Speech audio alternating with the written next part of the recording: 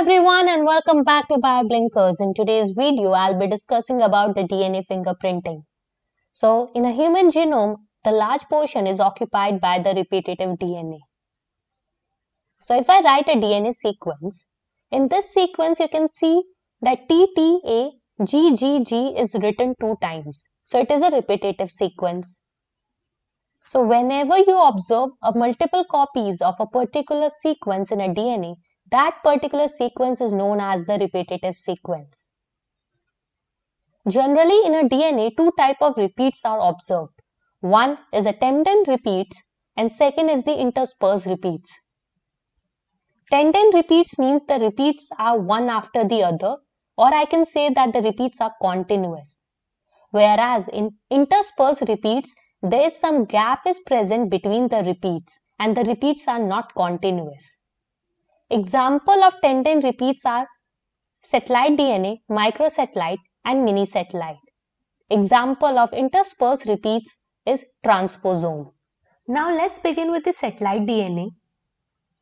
These are the repetitive DNA, that means multiple copies of the repetitive sequence are present.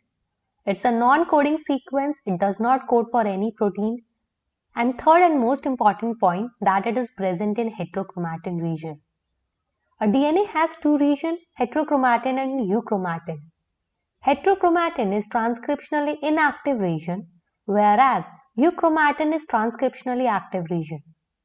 If I say transcriptionally inactive, that means no transcription would take place. If there is no transcription, that means no translation and no protein would be formed. That is why in the second point I have written non-coding sequence, because it does not code for any protein. Satellite DNA shows high degree of polymorphism.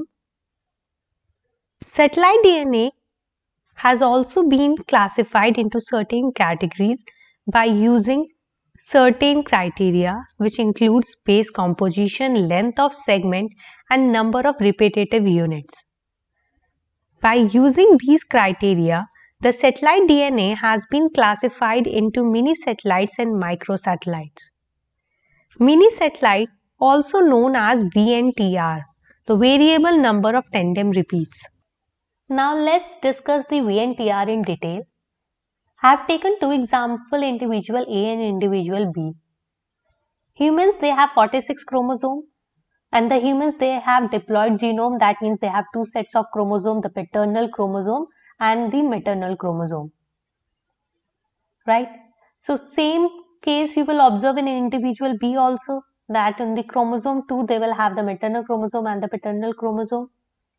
Now you will see that in chromosome 2 there some repeats are present and the same repeats are present in the maternal chromosome of individual A and the same repeats we are going to observe in the chromosome 2 of individual B.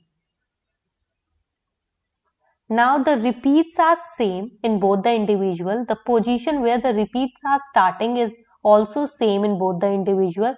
The sequence of repeat is same, but the only difference lies is in the number. If you look carefully, the individual A, paternal chromosome has 4 repeats and the maternal chromosome has 5 repeats. In individual B, the paternal chromosome has 6 and maternal has 7 repeats. So, the difference lies in the number of repeats. That is why the name is given variable number of tandem repeats. Variable because you can see the variation in the number of repeats. And tandem because the repeats, they are adjacent or one after the other. They are continuous. And these VNTR, they show high degree of polymorphism. Now let's begin with DNA polymorphism. Here I have taken an example where 98% of the population has cytosine at the 8th position, 1% of the population has guanine at the 8th position, and rest another 1% of the population has adenine at the 8th position. Here you can see that there is some variation is present in the DNA sequence, specifically at the 8th position. So whenever you observe more than one variant of a particular DNA sequence in a population, this condition is referred as DNA polymorphism. Or I can say that this particular DNA sequence shows DNA polymorphism. Now please remember one thing, that not all the DNA sequence shows DNA polymorphism. There is certain criteria to it. Number one criteria is that there should be presence of more than one variant of a particular DNA sequence. Second, that particular variant should be present in more than 1% of the human population. If both the criteria are fulfilled, then only we can say that this particular DNA sequence shows DNA polymorphism. VNTR also shows DNA polymorphism as there is a difference of variation in the number of repeats. Now, a lot of questions must be coming to your head, that how DNA polymorphism are formed and where you will observe the DNA polymorphism in an organism. So I'll take this question one by one. First, I'll deal with that how DNA polymorphism are formed. So the answer to this question is the mutation. Mutation is the one that can cause variation. And if there's variation, then only you can observe the more variant of a particular DNA sequence in a population. Now, second question, that where you will observe the DNA polymorphism. Generally, in an organism, two types of cells are observed. One is the gametic cell and the somatic cell. Now, I told you earlier that the variant should be present in more than 1% of the human population, right? This is the criteria of the DNA polymorphism. If I say it should be present in more than 1% of the human population, that means this variation should be passed on from generation to generation. And which cell is responsible for that? That is the gametic cell. So the answer to this question is the gametic cell. But now you must be thinking that in the gametic cell you can see the coding sequence as well as the non-coding sequence.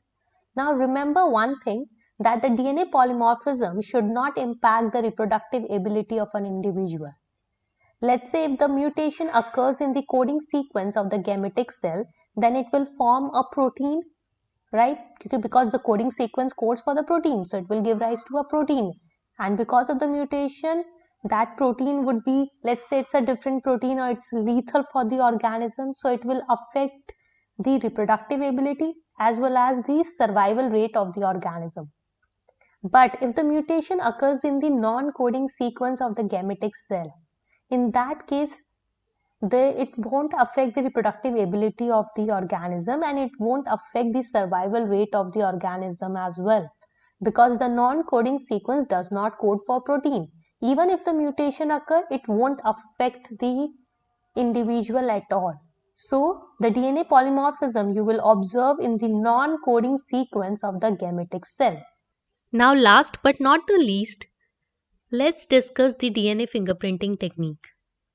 Let's say at a particular site some crime happened, and during the investigation, cops find out the suspect's hair at the crime site. So we'll take the suspect hair, we treated it with enzyme and isolate the DNA from it. Once the DNA is isolated, now this DNA will be treated by restriction endonuclease in order to obtain the fragments from it. Now these fragments will be loaded on the electrophoretic gel, where these fragments they get separated on the basis of their size. Once the fragments are separated, now you people know that DNA is a double-stranded structure. So we'll convert this double-stranded DNA into a single-stranded DNA.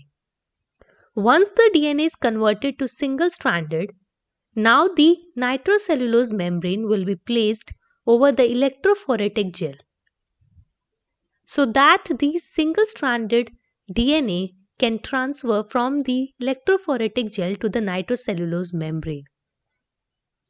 Now the nitrocellulose membrane containing this single-stranded DNA will be subjected to the VNTR probe.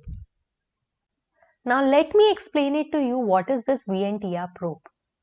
Imagine this is a DNA which is isolated from the suspect's hair. This DNA has some tandem repeats. I treat this DNA with the restriction endonuclease, which recognizes the 5' to 3' GC site. So the restriction endonuclease will stall over the DNA in 5' to 3' direction, and wherever it finds the GC site, it will cleave the DNA at that particular site. After treatment with the restriction endonuclease, 4 fragments are formed. These 4 fragments will be loaded on the electrophoretic gel, where these fragments they get separated on the basis of their size. So the smallest fragment will travel the longest distance and the largest fragment will travel the least distance. Double-stranded DNA molecule will be converted into a single-stranded DNA molecule, and the nitrocellulose membrane containing these single-stranded DNA molecule will be subjected with the VNTR probe. So here probe is a single-stranded DNA molecule which has a complementary sequence. And here we are using a VNTR probe. That means the probe is having a sequence which is complementary to the repeats. So wherever the VNTR probe binds with the repeat, this process is known as hybridization because both are complementary to each other. After hybridization, autoradiogram of the suspect's DNA is obtained. Now we can use this autoradiogram for comparison and to find the culprit. Here you can see that the autoradiogram of the suspect DNA clearly matches with the individual A. That means the individual A is the culprit. That's all for DNA fingerprinting. I've covered every topic regarding the DNA fingerprinting that is given in your syllabus. I hope this video is informative and interesting for you at the same time. For more interesting videos, please stay tuned with Blinkers. Thank you and see you in the next video.